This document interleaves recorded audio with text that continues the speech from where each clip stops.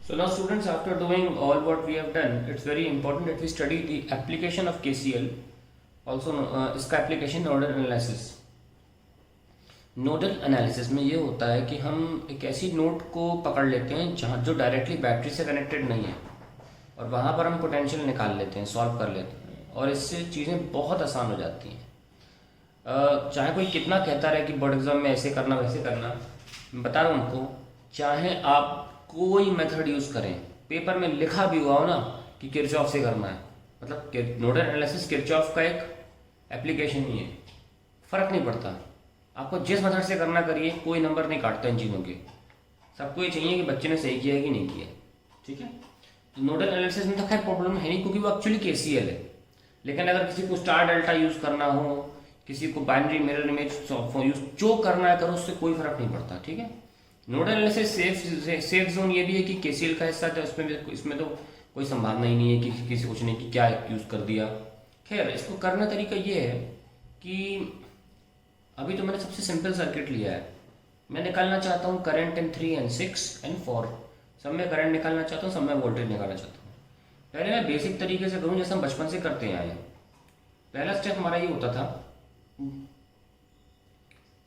कि हम are total निकाल लें, ठीक है, वो निकाल ली। 4 + 3 पैरेलल 6, 4 + 3 × 6, 3 + 6 यानी कि 4 + 2 6 ओम्स आ गए।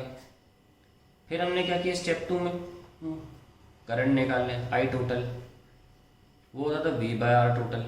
V बैटरी की होती थी, 20/6 10/3 एम्पियर, तो ये भी आ गया।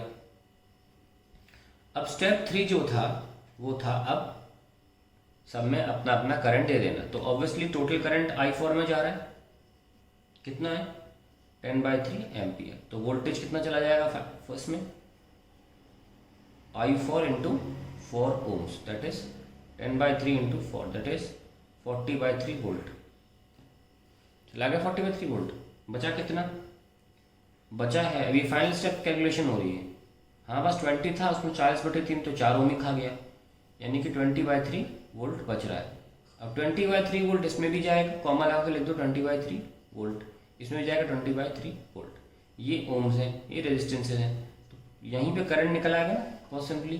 तो I3 ओम में कितना जाएगा, V/R, दैट इज 20/3 × 3, 20/9 एम्पियर।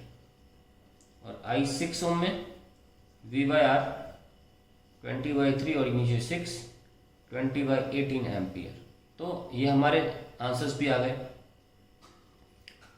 अब इसको मैं और तरीके से भी कर सकता हूँ, जैसे कि अगर थोड़ा सा इतना एलिमेंट्री तरीके से नहीं, एक एक चीज़ डिटेल में नहीं, एक और जुगाड़ है अच्छी करने की, इसको करने की। Before we go to nodal analysis हमको एक तरीका 2 तरीके ऐसे दिखा लेते हैं, क्या पता आपको पसंद आ जाए। ये 6 और ये, क्योंकि इस तरह क्वेश्चन आते नहीं हैं, इतने सिंपल क्वेश्चन नहीं आते हैं। लेकिन देख लीजिए, जब भी आपको सर्किट ऐसा लगे, आप एक बात दिमाग में रखिए कि वोल्टेज जो होती है वो रेजिस्टेंस के रेशियो में डिवाइड होती है ना। तो हम इस रेजिस्टेंस को सॉल्व करें, पूरी सॉल्व ना करें। अगर हमें ऐसा करने से पहले से थोड़ा सा आपको टाइम कम लगेगा। ये 4 है और 3 और 6 का पैरेलल 2 ओम देता है ना, ये 20। तो अब ये कितना रेशियो है इनका, 4:2 ना, तो 4:2 रेशियो है। So let the common ratio be x, और 4x + 2x = 20, 6x = 20, x = 20/6। ये लीजिए भाई, आपका x की वैल्यू आ गई। तो अब 4 वाले में कितना वोल्टेज गया होगा, V4 गया होगा 4x, that is 4 × 20/6, that is 80/6, that is 40/3। देखो एक बार में आ गया वोल्ट, तो तुरंत करंट भी आ जाएगा फिर इसमें, V/R 40/3 × 4, दैट इज 10/3 एम्पियर। तो मेरे को उसकी कंपैरिजन में ये थोड़ा बेटर लगता है। और इसमें देखो 2 ओम में कितना वोल्टेज जा रहा है, voltage in 2 ohm will be 2x, that is 2 × 20/6, that is 20/3 volt.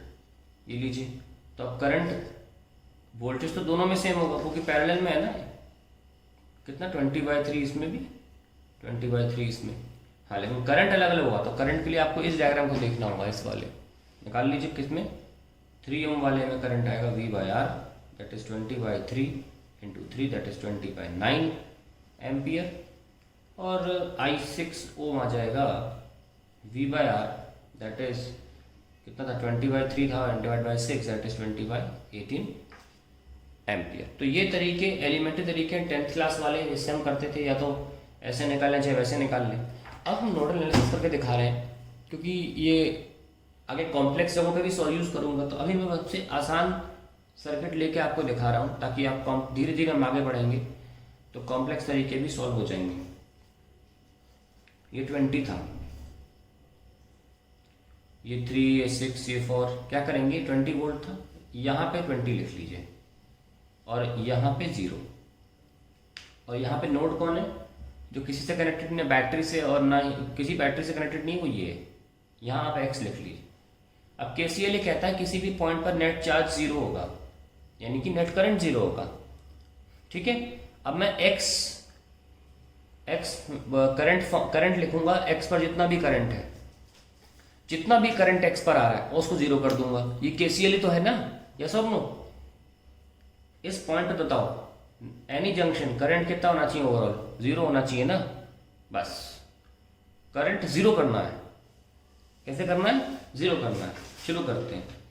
x current क्या होता है, V बाय आर, तो 4 के अक्रॉस पोटेंशियल क्या है, x माइनस 20, r कितना 4 प्लस x माइनस 0, r कितना 3 प्लस x माइनस 0, r कितना 6, ये 0 होना चाहिए। कर दिया। अब कुछ लोग सोच रहे होंगे सर आपने हर बार x माइनस 20 भी लिया, x माइनस 0 भी लिया, x माइनस 0 भी लिया, पर करंट तो 20 से x की तरफ जा रहा था। हाँ तो कोई बात नहीं, नेगेटिव आ जाएगा, ये नेगेटिव आ जाएगा, वो अपने आप एडजस्ट हो रहा है उसमें। ये नेगेटिव टर्म है, मना नहीं कर रहा मैं, और ये दोनों पॉजिटिव टर्म है, बिल्कुल सही कह रहे हो। लेकिन ये नेगेटिव टर्म जो है वो अपने आप एडजस्ट हो जाएगी, मैंने कोने में 0 रखा है, ठीक है। चलिए सॉल्व करते हैं। x minus 20 divide by 4 plus x by 3 plus x by 6 equal to 0। आप एलसीएम ले लीजिए, 4 3 12, 3 12 3 72, तो यहाँ 18 से होगा मल्टीप्लाई, 18x माइनस 360 प्लस यहाँ 36 कितने होगा, 24 से होगा, 24x plus 6 12x equal to 0। अब 18 प्लस 24 कितना हुआ, 42 एंड 12 54x इक्वल टू 360। ये तो 0 में चला गया ना, तो x कितना आया, 2 से काटिए कितना, 180 डिवाइड बाई 27, एंड आप 3 से काटिए, 3 is 63, 9 जा एक बार और 20/3। तो ये देखिए 20/3 हम वोल्ट ऐसे निकाल सकते हैं। मैंने एलसीएम बढ़ा लिया, आप छोटा भी एलसीएम ले सकते थे, है कि नहीं। अभी आपको लग रहा होगा अरे इतनी छोटी चीज़ निकालने में कौन सी बड़ी बात है। देखो मैंने सिंपल क्वेश्चन लिया है, ये सिंपल क्वेश्चन बाकियों के सामने, या ये वाला मेथड आपको लग रहा होगा ज़्यादा कैलकुलेशन है, उसके 2 कारण है। तो मैंने एलसीएम जैसे मैं लेता हूँ बचपन से वैसे लिया है, आप आसानी से भी ले सकते थे एलसीएम, और भी तरीके हैं चीज़ें सॉल्व करने के इसको मैथमेटिकली, लेकिन ये बहुत बेहतरीन तरीका है। जैसे ही आपका 20/3 सॉल्व हो गया, बहुत कॉम्प्लेक्स सर्किट में बहुत काम आता है, बहुत ज़्यादा कॉम्प्लेक्स सर्किट में बहुत काम आता है ये। तो जैसे ही आपको 20/3 सॉल्व हो गया, आपके सारे करंट्स नहीं आ गए तुरंत। देखो ये एक करंट है, ये एक करंट है, और ये एक करंट है, ये देखिए आप सारे करंट आ गए एक बार में आपके। निकाल लो करंट्स। ये मत कहना ये तो बहुत लंबा है, भाई क्वेश्चन कभी नहीं आता है, 2 कड़ी का क्वेश्चन है, पेपर में नहीं आएगा ये बहुत सिंपल क्वेश्चन, तस्वीर ऐसा क्वेश्चन है। इसमें लगा के दिखा रहा हूँ पहले मैं कैसे लगाते हैं, फिर हम कॉम्प्लेक्स क्वेश्चन में करेंगे तो आप किरचॉफ से बहुत प्रॉब्लम आ जाएंगे उसमें, उसको निकालने में बहुत ज़्यादा परेशान हो जाएंगे किरचॉफ से। और ये नोडल एनालिसिस बचाएगा आपको, यानी कि KCL बचाएगा, KVL उतना अच्छा नहीं होता है जिस मामले में। तो देखिए मैं सारे करंट निकाल दूँ, पहले मैं I1 निकाल लेता हूँ। I1 is 20/3 minus 20 divide by 4, कितना आया 60 माइनस का 40/12, 20 60, हाँ ठीक है। तो माइनस का 10/3 एम्पियर। मैंने कहा था ना नेगेटिव टर्म आएगा अपने आप क्लियर हो जाएगी बात, कोई प्रॉब्लम ही नहीं हुई। 10/3 आ गया। अब 3 ओम, अब 10/3 पहले भी आया था हमारा, लेट अस सी। ये देखो 10/3 आया ना 4 ओम में, तो यहाँ भी आ गया। वो माइनस साइन अपने आप आ जाएगा, उसकी टेंशन मत लीजिए। अब बात बारीक करते हैं 3 ओम की। तो इसको हमने I2 बोला था, देख लीजिए आप, दिख रहा होगा I2, 3 ओम वाले में I2 बोला था। उसका आंसर क्या है, x/3। तो 20/3 इंटू 3, ये देखो 20/9। कितनी सिंपली सॉल्व हो गए सारे। हमने इनके अक्रॉस वोल्टेज भी डायरेक्ट निकाल दिया है। 20/3 इसका हो गया वोल्टेज, ऐसा हो।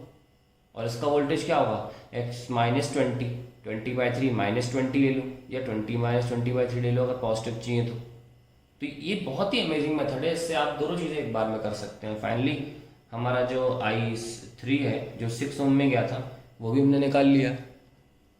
कितना है वो, x/6 यानी कि 20/3 इंटू 6, 20/18 एम्पियर। तीनों चीज़ें सॉल्व हो गई। तो इस मेथड को जब भी आप प्रॉब्लम में आएंगे, भूलेंगे, आप इसी क्वेश्चन की तरफ आके देखिएगा कि हो क्या रहा है। ये आपका एक इलस्ट्रेशन था। अब आगे बढ़ाते हैं कहानी को।